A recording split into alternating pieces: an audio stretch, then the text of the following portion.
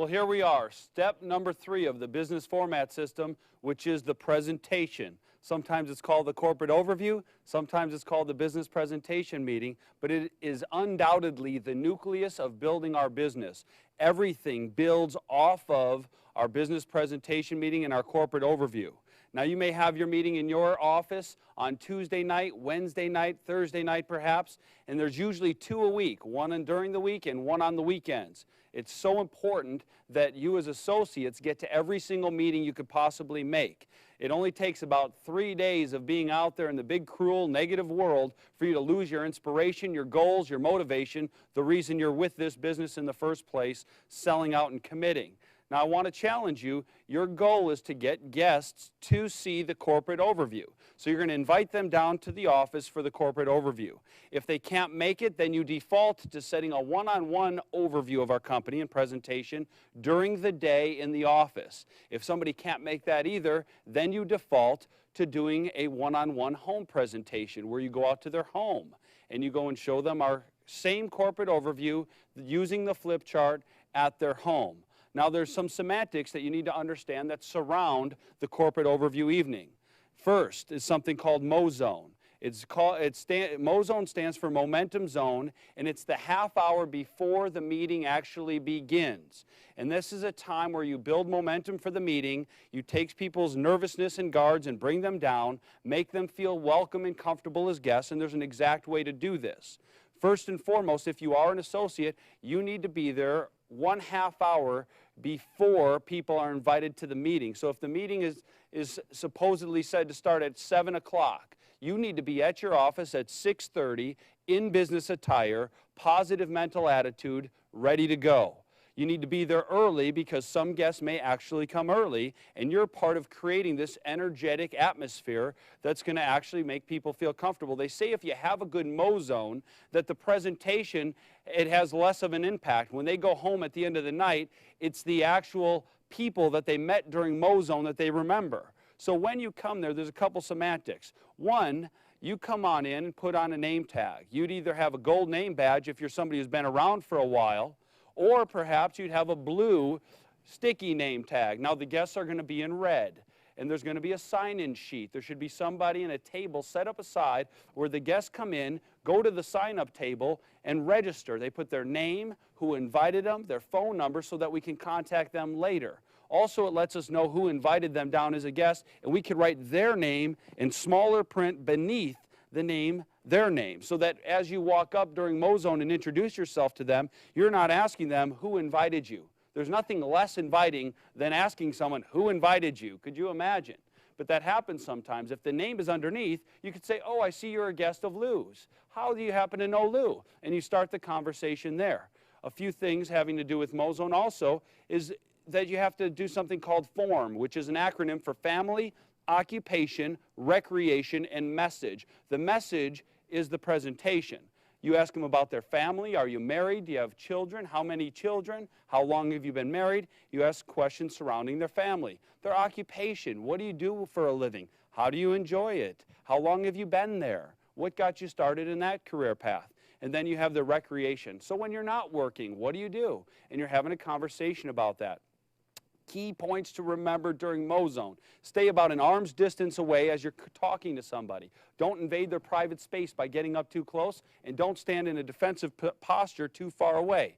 You want to stand an arm's distance away, look at them in the eyes, concentrate on your conversation, and be inviting. Listen. God gave us 2 ears, 1 mouth. We're supposed to use them in that proportion, but most people violate that on a regular basis. So you're asking these questions. You have also a rule: you never have more than 2 associates around any one guest. Imagine being a new person in a new office and being totally surrounded by associates. It could be pretty nerve-wracking. So you don't want more than 2 associates in front of a guest. You're not supposed to spend more than 2 to 3 minutes MoZoning with this person, getting to know them, before somebody comes behind you and relieves you from your duty. At that point, you're going to share with them. You're going to make the introduction. You're going to introduce the guest to the other associate. You're going to say, Frank, this happens to be Jim. Jim's one of our senior associates in the office. He's one of the trainers and actually helps people go out into the field and understand and learn our company. And then you'd say, this is Frank. He's a guest of Lou's. They know each other from high school. He's married. He has 2 kids. He lives over in in the Chicagoland area. He works for Motorola. He's been there for 6 years. So you're going to make the connection, and then you're going to introduce them, and you're going to leave. And you have to remember what the person said to you so that you can report to them so they don't ask the same questions. One big mistake in Mozone is to ask the same question of the person over and over again. Who invited you? What do you do for a living? Are you married? You want to take the questions deep. So you have 3 children. How old are they? What kind of sports are they in? Also during Mozone, you're looking for people to match up with similar backgrounds. If Frank happens to be in computer science, you happen to have someone in your office, maybe her name's Lisa, and she's also in computer science. You want to make sure they meet during Mozone so that they can answer one of the major questions people have, which is, can I really do this? Mozone is an important part of the meeting. It lasts 30 minutes. So actually, if you're an associate, you're there at 6:30. Mozone starts from 6:45 and goes till 7:15, and that after 7:15, the meeting actually starts. And somebody gets up and does something that we refer to as breaking the floor. They stand up in front of everybody. The Mozone music shuts off. You should have some music going on in the background. And the music shuts down, and you get everyone's attention, and somebody introduces the company, something like this. Hello, everybody. May I have your attention, please? My name's Jeff Levittan. I'd like to welcome you down to our office tonight. The name of our firm is World Financial Group, more commonly referred to as WFG. We're headquartered in Duluth, Georgia, and we're rapidly expanding throughout the Chicagoland area. And because of that, we're looking for new people to possibly become affiliated with our company. I want to let you know we're not making any monumental decisions tonight, so you could just sit back and relax and listen to our company's story. If we're both intrigued with one another, we can get together afterward at a later time and sit down and have a discussion where to take this thing one way or another. Is that fair enough? Is that a good place to start? Well, let's go ahead and get started. And then that person's going to introduce the person who's going to be going over the corporate overview. And they say, we're in a fortunate position tonight. I get to introduce one of our senior leaders in our office who's going to be going over the first part of the company's overview. He lives right here in the Chicagoland area. He's a father of 4. He's served our country in the military. Please help me welcome up Steve Doucette. And then they bring up the person who's going to go over the first part or the entire company overview. At this point, it's very important to set the precedent for the entire meeting. And he's going to answer the 3 major questions that every presentation must answer. Number 1, are these good people doing good things for other people? Number 2, is there money being made here? And then the most important of all the questions is, can I do this? We're attracting people from all different backgrounds, and the number 1 presiding question in their mind is, can I really do this with my background? So the person getting up starts with that. I had 3 questions in my mind when I was down here for the first time, meeting so many people. 1, were these good people doing good things for other people? Secondly, was there money to be made here? And 3rd, can I do this? Those questions and many more will be answered shortly in our corporate overview. So if you're a guest, you're down here for the first time, you have a red name tag on your lapel, please follow me into the adjoining room where we're going to go over the company overview. And then for those of you that are associates, you stay here for some professional training, and then you break. And then one group goes off in one room, and the other group stays in the other for our different training classes. Now, as the meeting starts, there's a certain way to go over the presentation. What's most important to realize is that on your presentation night, you have 3 main objectives. Number 1, the most important objective of your corporate overview evening is to resell the power of our opportunity to the existing associates. Everyone thinks the presentation night is all about the guests. It's not. It's about reselling the great power of our opportunity to the existing associates. Number 2, it's to teach them how to sell the business opportunity to other people. And then 3rd on the list of importance and priorities is to show the power of our opportunity with our company to the new guests. So then the most powerful speaker, the most articulate person, is going to go over the corporate overview. They're going to get up and there's the chart. Now, most times you're going to want this presentation to be given from a laptop computer and a projector. But if you happen to not have the budget for that in your office, you could certainly use color slides and use an overhead projector that way. But you have to use the pre-approved company presentation, which I'm going to go through the psychology of giving the presentation now. If you would take a look at the presentation, there's several slides and you need to keep a quick pace going through it. You have to realize that at this time of night, people have have usually driven through traffic. They had a long day at work. Many of them haven't eaten dinner, and they're sitting down here to see this corporate overview. Their biggest question is, all right, what's this about? It literally takes the first 4 or 5 slides before somebody even starts to settle in and really pay attention. Therefore, as you're going through the first few slides, you should move quickly through them and just give the information that's on the slides. Don't get too in detail. Don't explain too much. You tell them who we are, who we're backed by, and you're going to go through the slide line by line. You're not going to get fancy. You're not going to put in personal stories. You're just going to go through who we are. It's going to tell them that we're an independent company, that we're widely diversified, that we're self-employed associates, and it's going to go on through who our parent company is. World Financial Group is a member of the Aegon Group. This is a big credibility slide. This is where you'd say a little bit about Aegon and who they are, that their revenues back in 2002 were over $16 billion. And if you can see, these are some of the other subsidiaries that Aegon has, more household names. And the next slide actually goes a little bit further into that. Talks about the different products and the different services that we offer, a wide array of different products and services, not just a one-trick pony, not just a one-product type company. And then we get to the following slide. And the following slide is a great credibility piece also. It talks about the vast array of companies that we are affiliated with. We market the products of these big-name companies that most people recognize just by their logos, if not also their names. These are the companies that advertise. They're the ones that give us credibility just by our affiliation with them. Then you're going to develop the need.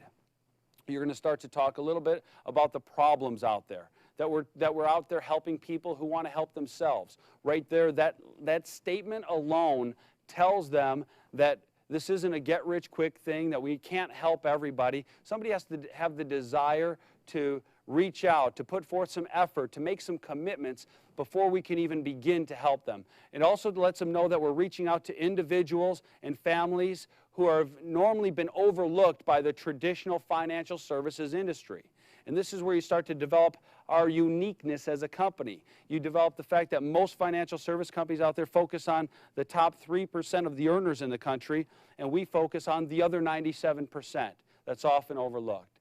And that we talk about education being our basis that we go by. We're not out there just trying to sell a product or make a sale. We're out there trying to educate people and make a difference through that venue. Also, we talk about some of the basic challenges in our economy, staggering consumer debt. We talk about poor savings habits, alarming lack of education about financial fundamentals, most people living dangerously above our means. It's very important as you're going through the corporate overview that you look at the name tags of the people and call on them. Now, you don't ask them questions that they have to think about and answer. You ask them rhetorical questions, such as, don't we all know somebody who's living dangerously above their means? How many of you know somebody who probably doesn't have sufficient insurance protection? Do you know anybody who has poor savings habits?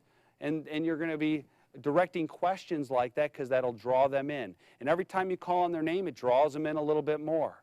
Then you're going to develop even more of the need. Most people ask themselves, don't they, Jim, will I ever be able to retire? How will I even be able to start saving and investing? I don't know how to do that. Will I ever be able to buy a home? When should I refinance my home, Lou? People ask themselves that question all the time, don't they?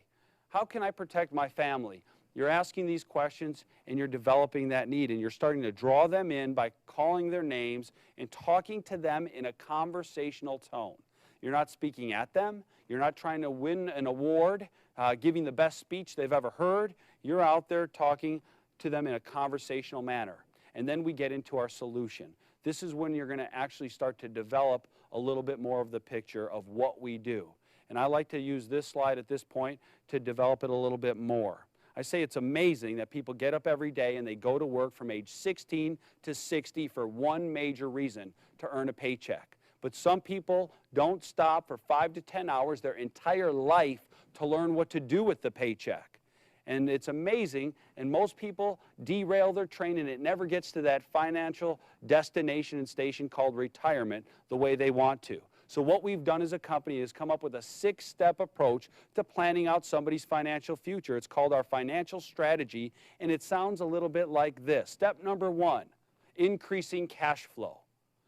With that point alone, we start to take a look at the 2 components of cash flow, how much money you have coming in and how much money you have going out. Now, we don't think that anybody has a money problem that making a whole bunch more money couldn't solve, and that may be one reason you're down here tonight, is to find out how to make additional income. On the back side of that equation is spending too much. I'm sure none of you do that, but we all probably know somebody who overspends, don't we? And most people don't think they have any money left over at the end of the month.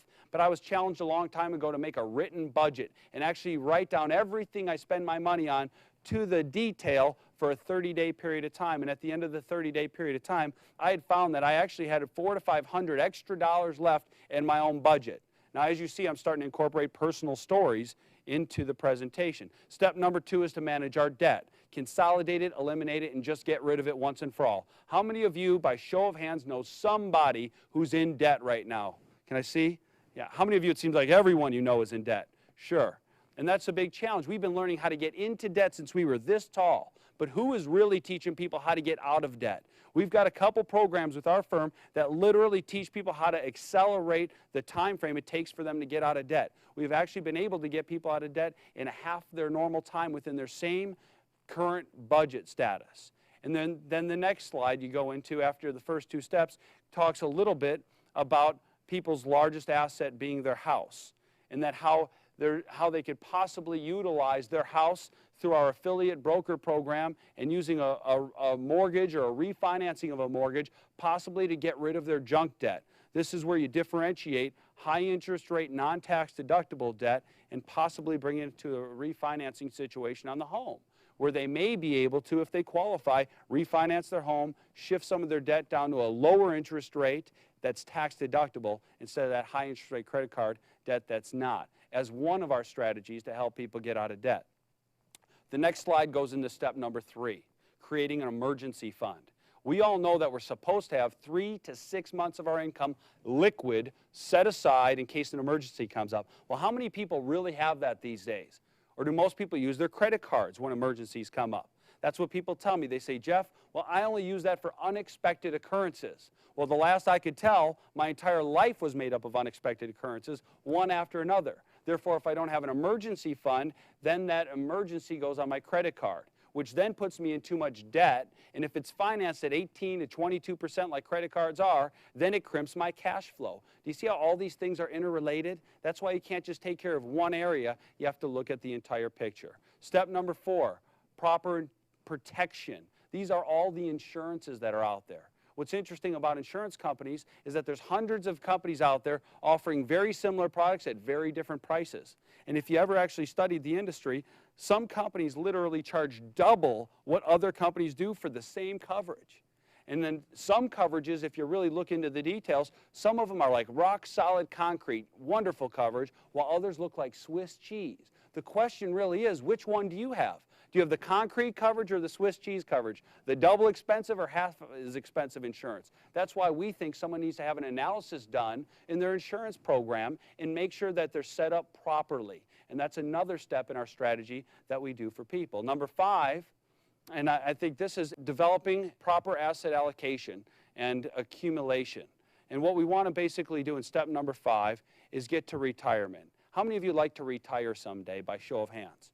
Most people raise their hands, they'd like to retire. And I say, well, what is retirement exactly? How would you define it? Most people would define retirement as being age 60, being age 65, but really it has nothing to do with age. It has everything to do with where your income comes from. Do you have active income or passive income?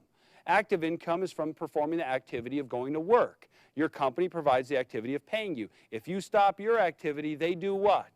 They stop theirs. Passive income means you have a lump sum of money sitting somewhere, generating an interest rate that you can live off of and maintain the lifestyle you've grown accustomed to. Or you have rental property, throwing off rents that you can live off of comfortably. The big question is, how do you build that nest egg, and what challenges are there towards that wealth accumulation? And here's the big challenges. Number 1 is inflation. Inflation is one of the biggest challenges that people have. Cost of everything keeps going up, doesn't it? Anybody buy a car recently or shopping for a car? What's the average price of a car going for nowadays? And then someone's going to say 18,000. Someone will say 30, and I'll say, well, you have really good taste, because actually the average price of an automobile is close to about $20,000. Do you know what it was just 20 years ago? And then somebody a little bit older usually will step up and say about $5,000, and I'll say that's right. That means it went from 5 to 20 in the last 20 years. Does that mean the next 20 years it'll go up another 4 times, that the average price of a car may be $80,000 after the next 20-year interval? We don't know, but it could be. And how scary would that be for an average car? We're not talking Mercedes-Benz or BMW. We're talking Ford Taurus, cloth interior, roll down the window. That's what we're talking about, $80,000. How'd you like to get a couple of those for your kids when they graduate college? How about the average price of a house? This is all about that inflation, our money being devalued every single year and buying less. The average price of a house nationwide right now, I recently saw in a report, this is not confirmed, but it's around $170,000. Do you know what it was 20 years ago? About $40,000. So that's gone up 4 times. Does that mean the average house 20 years from now is going to be about $700,000?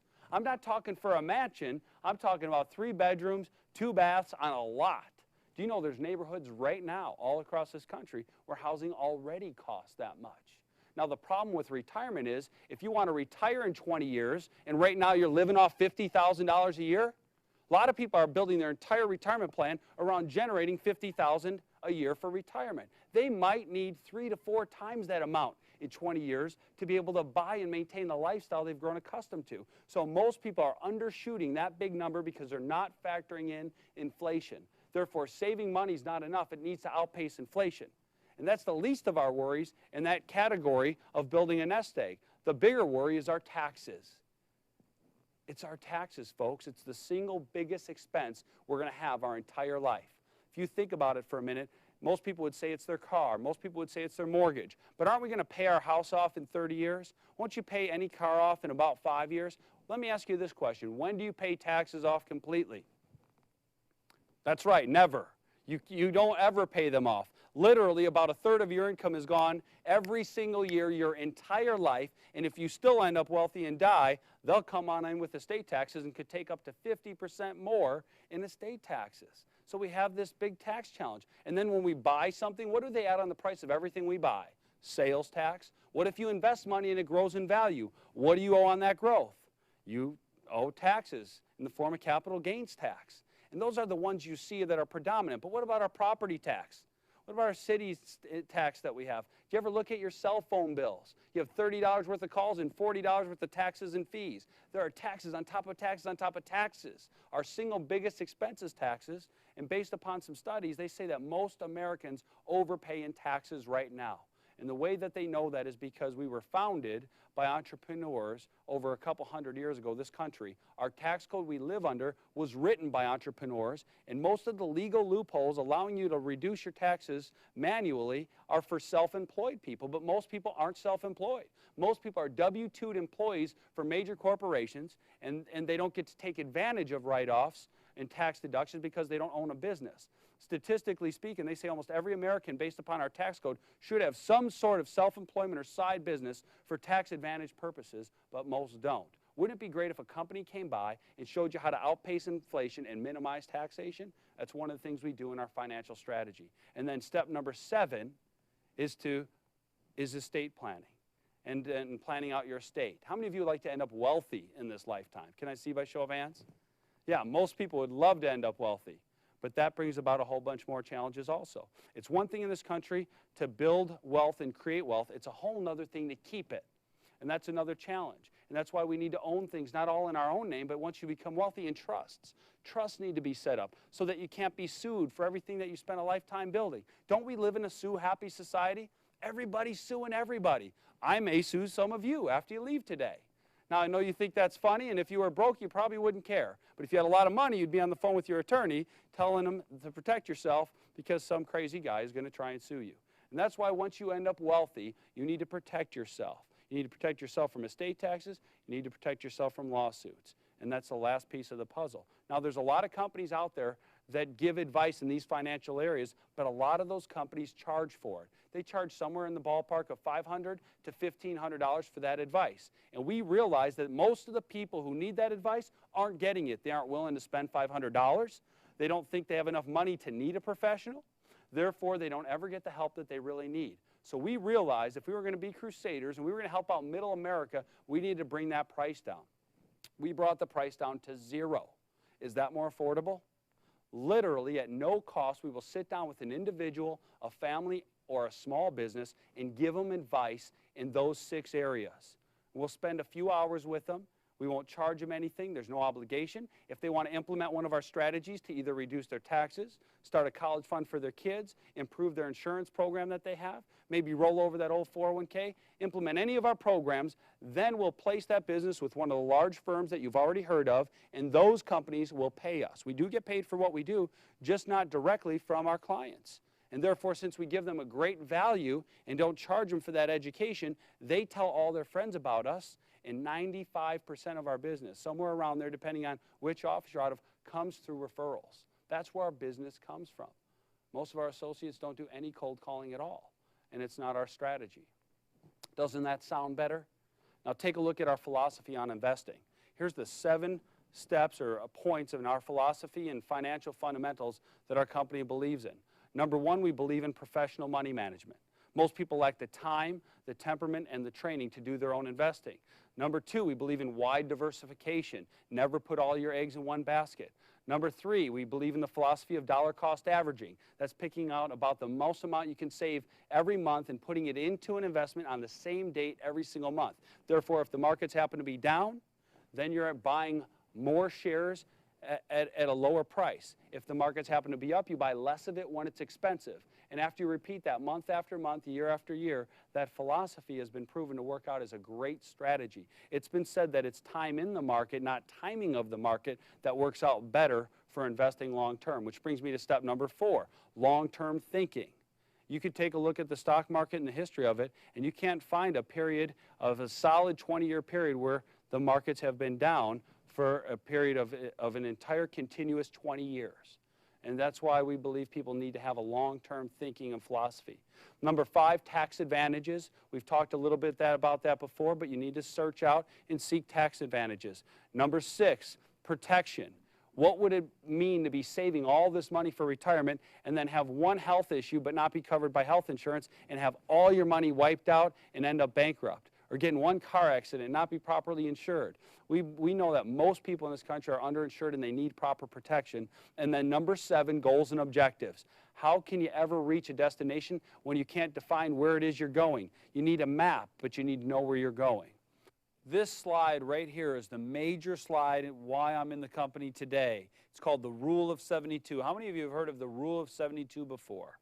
How many of you have heard of Albert Einstein before? He called this the 8th wonder of the world, the law of compounding interest. And what it simply shows is if you take the number 72 and divide it by the interest rate that your money is growing at, the answer is how long it takes for your money to double at that interest rate. So if you take a look here at what $10,000 would do growing at 4% return, well, 72 divided by 4 is 18, which means it would double every 18 years. Therefore, at age from 29 to age 65, it would double 2 times, and your $10,000 would turn into $40,000.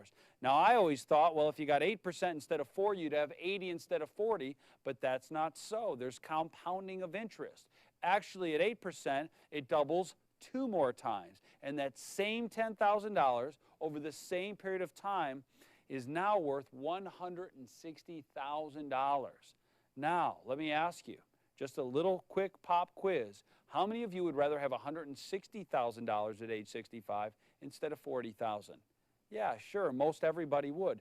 Then why is it that so many people have their money sitting in accounts earning 4% or less? Because they do. I'll tell you why. It's because they don't know any better. They don't know where to go and get the higher interest rates. And we fear that which we don't know. And because people fear it, they avoid it, and they just go safe. But the problem is that's not necessarily safety. There is risk at low interest rates. It's called inflation risk. At the higher interest rates, you have market risk. But there's risk in both places. The challenge really is this whole thing can work against you too. If you have debt on credit cards, what kind of interest rates are credit cards charging us? 18%, 20, 22 maybe? At 18, think about this, 72 divided by 18 is 4. That means our debt on a credit card essentially is doubling every 4 years. So if our credit card debt is doubling every 4 years, yet our savings is doubling every 18, is it any wonder why people are retiring broke in this country? Folks, that's a division problem. We learned division back in 3rd grade. Why didn't they teach us the rule of 72 in 3rd grade? I'll tell you why. Because the major institutions out there that are making so much money off people not knowing this don't want us to know. And that's why our company, Crusading for Middle America, is going to teach this to as many families as we can. This slide explains tax advantages and the fact that really saving money is not enough. This takes 2 different scenarios. One scenario, somebody gets a low interest rate, low rate of return, no tax advantages. On the other side of the chart shows somebody who finds a little higher interest rate with tax advantages and what the difference is. In both scenarios, you have somebody saving $5,000 a year for a 30-year period of time. If you look all the way at one end of the chart, they're getting 3% return, no tax advantages. That means the growth is taxable, the usage is taxable, and if you were to have that money sitting there over 30 years, you'd end up with $212,000 in that account, and you'd be able to live, the interest that it would generate after taxes would be around $4,500. Couldn't really live on that, could you? If you look at the other end of the chart, same money, same period of time, 6% rate of return with some tax advantages. Now your account grows to over $400,000 and you get to pull out over $25,000 a year. Big difference? I think that makes all the difference in the world. And then there's the high cost of waiting. Most people don't start saving soon enough. If you take a look at this chart, if you were able to average 6% tax deferred and you had a retirement goal of $500,000 and you had 40 years until retirement, it would cost less than $250 a month and you would end up with $500,000 at retirement. But most people who are 40 years out from retirement, let's say they're 20 years old and want to retire at 60, they're not thinking of retirement savings, are they? They're thinking about having fun, looking good, retirement savings for their grandparents, even though less than $10 a day would set them up with $500,000 by retirement. Then they turn age 25, they're falling in love, and they're saving for their wedding instead of retirement. Then they start saving for their house at age 30 instead of retirement. Then they start having children and saving for their college and raising them. And then I finally go into their home at age 50 with 10 years left for retirement, and I sit down with them and they have the same $500,000 goal, and I say, well, let me see your portfolio. And they say, well, that's why you're here, so that we can get started saving for retirement. And I'm the bearer of bad news, and I'm the one who has to tell them that it's going to take over $3,000 a month every single month for the next 10 years to hit the same goal that they could have done for less than $10 a day. And they look at me with stars in their eyes, and they say, how can we possibly do that? We can only afford maybe a few $100s a month. And then I have to have that unbearable discussion as to how long into their 70s or 80s they're going to need to work to be able to retire, if ever they'll be able to retire, because they waited too long. Folks, I talked to somebody really wise and really wealthy one time, and they said, Jeff, wealthy people save their money and spend what's left. Poor people spend their money and save what's left. We can spend up to everything we make. Savings have got to be first, and we're usually not saving enough. And those basically are 6 steps, everybody. And then we get into your options. And here's where you tell your personal story. Option number 1 is to become a client. If you are totally satisfied with your current career, your discretionary income is wonderful, you would never want to work anywhere else, you may just consider becoming a client. Take a look at a financial strategy, sit down with one of our associates. If you already have somebody, maybe get a second opinion. It makes sense if it doesn't cost anything, doesn't it? That's what I did. Several years back when I sat down at my first overview, I knew that I needed some financial advice and I wanted to become a client. I told the person giving the meeting, though, that he probably wouldn't want to come sit down with me because I was broke. And I don't know if he'd want to come to my little junky apartment and tell me that I'm broke because I already know it. And he said, that's what we do. We help educate people. Maybe I can show you a way to get out of debt. So I came over to my house, sat down with me for 2 hours, and mapped out a path for me to get out of debt. And what I was so impressed by from the company was that the gentleman spent time with me, and none of the other big companies would have ever considered. I wasn't the target market, you see, for any of the other big financial companies.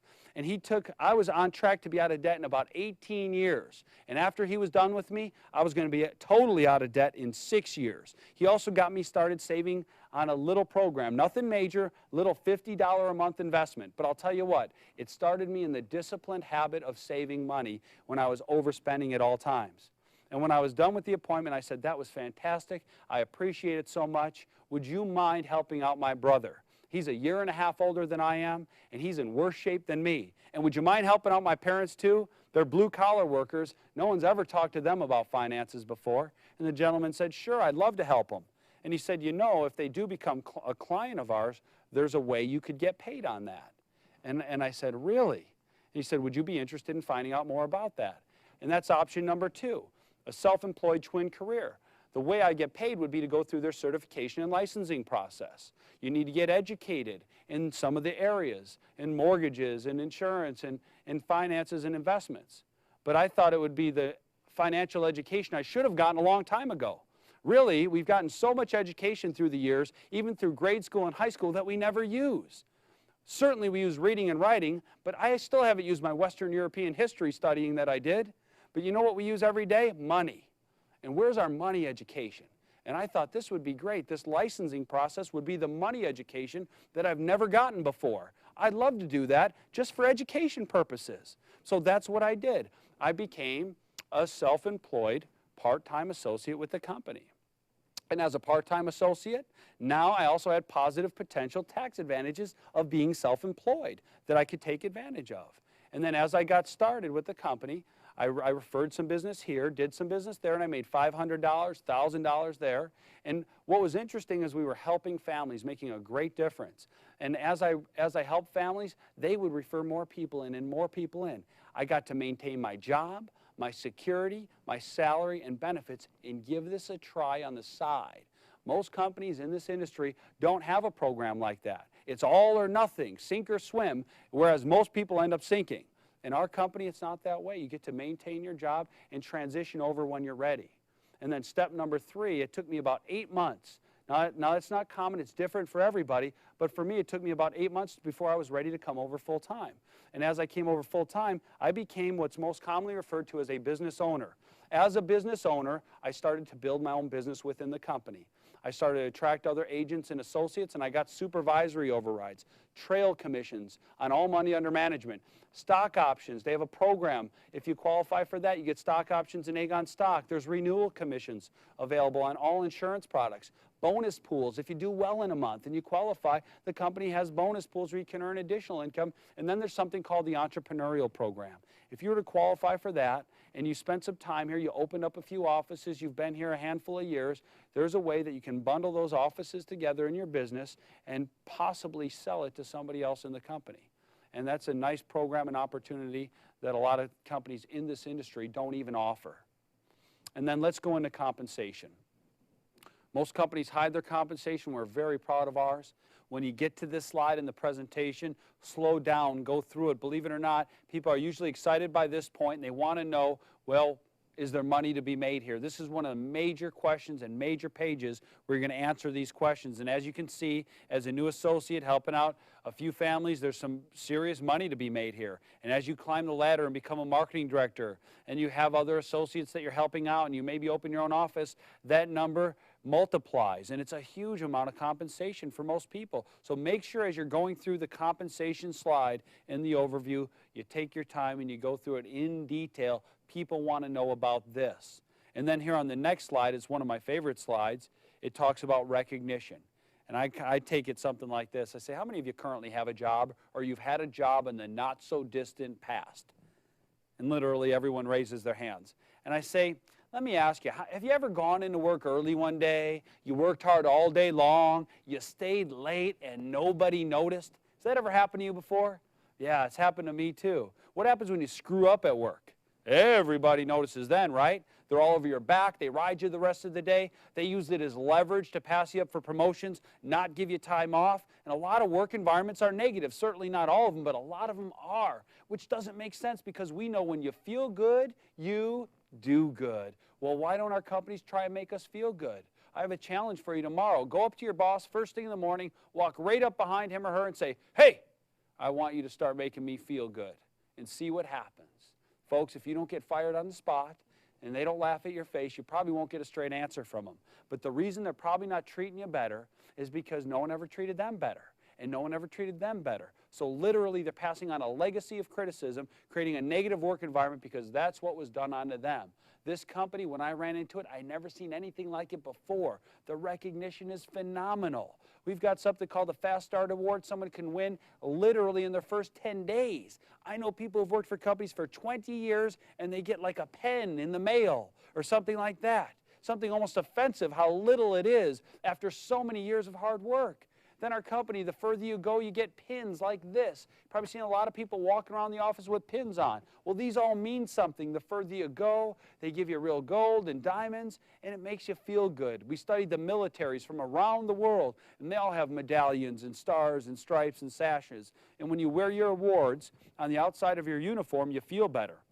You stand up taller. It empowers the rest of the organization because they want that stuff too. This ring I'm wearing. Now, you'd have to have a ring on to say this, but if you had one of our company rings, you say, look at this ring. It's like a Super Bowl ring. It's like a championship ring. Ladies, there's a woman's version. Don't worry. Looks a lot nicer on your hand. But gentlemen, this is like that huge championship you always dreamt about winning back in high school. Our company gives these out for certain levels of income.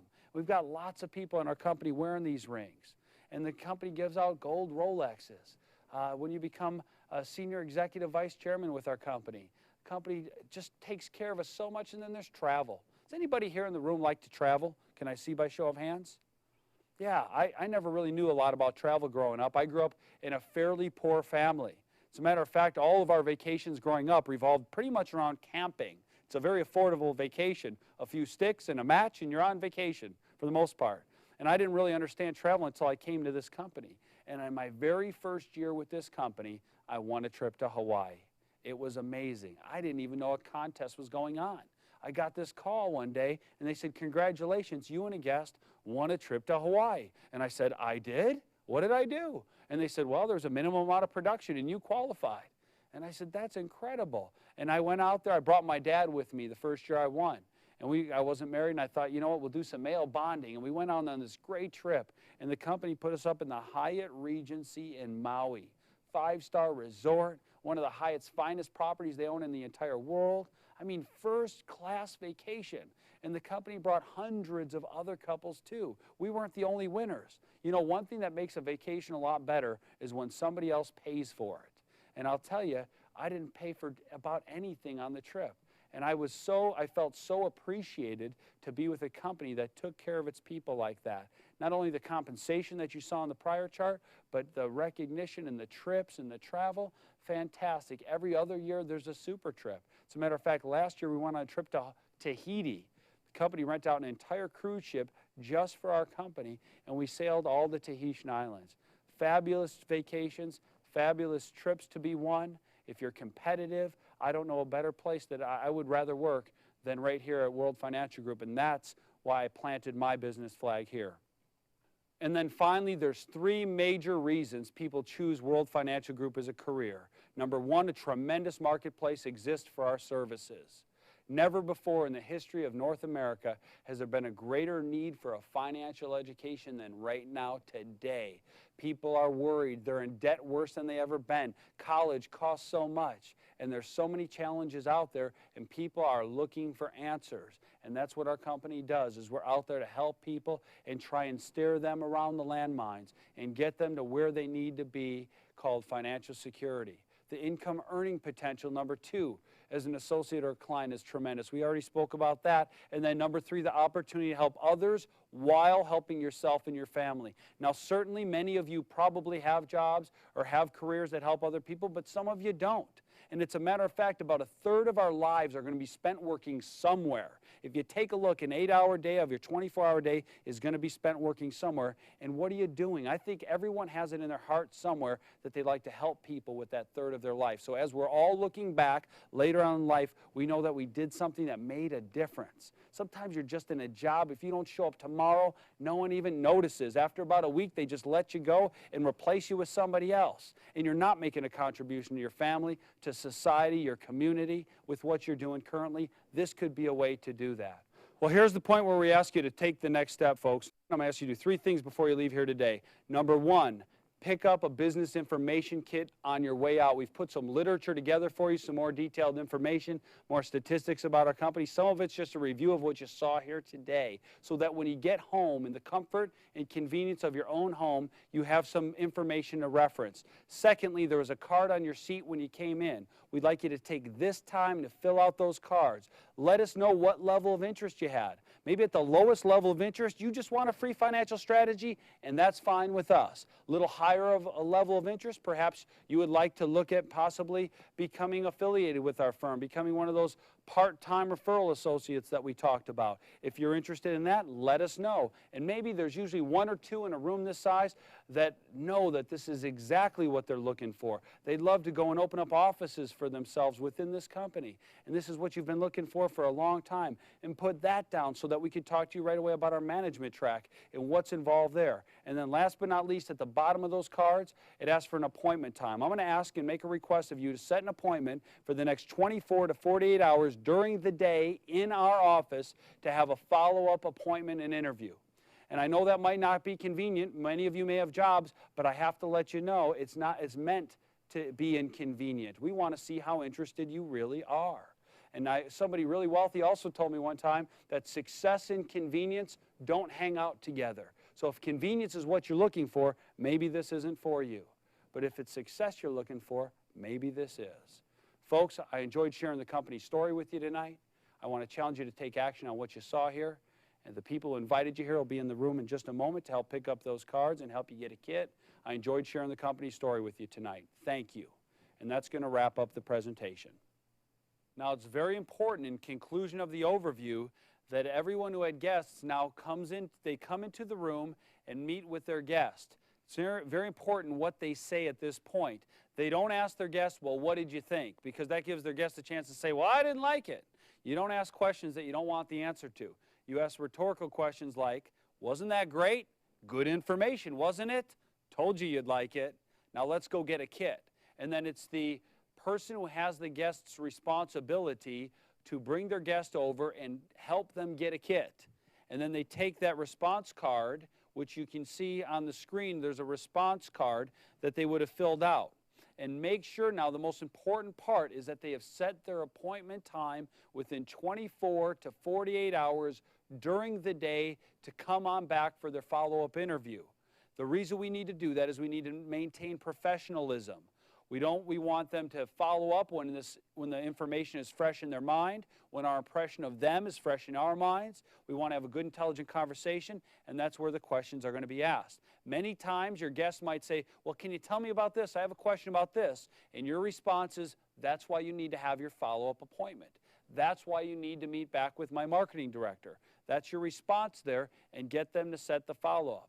You need to do it if you have the guest. You need to make the push. We can't make the push. We look like pushy salespeople at that point. You who have a guest need to make that push. It's all for naught if you don't get the follow-up appointment, because that's step number 4. These steps are in chronological order. You make a list, you contact people, you invite them to a presentation. The whole entire purpose of the presentation is not to get them to decide whether they're interested or not. It's to get them to decide whether they want more information or not in having a follow-up appointment or not. That's the decision. Are they interested enough to set a follow-up appointment? That's the purpose of a presentation. Now, at the conclusion of the presentation, the reality is whoever has the most guests at presentations the most consistently over the most number of weeks, you'll end up having the most people in your organization and the greatest opportunity for success. If you can't get the people to the office, bring the meeting to the people. Get really good. Even the most brand new people need to perfect this overview that you saw today. The more people you get in front of, the more fluent you'll be, the more comfortable you'll be at giving the presentation.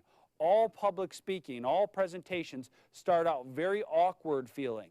The more you do it, the more mechanical it becomes, and then eventually you look like a natural. So folks, I challenge you to go out there and make a lot of presentations and get a lot of people to the office to see our presentations.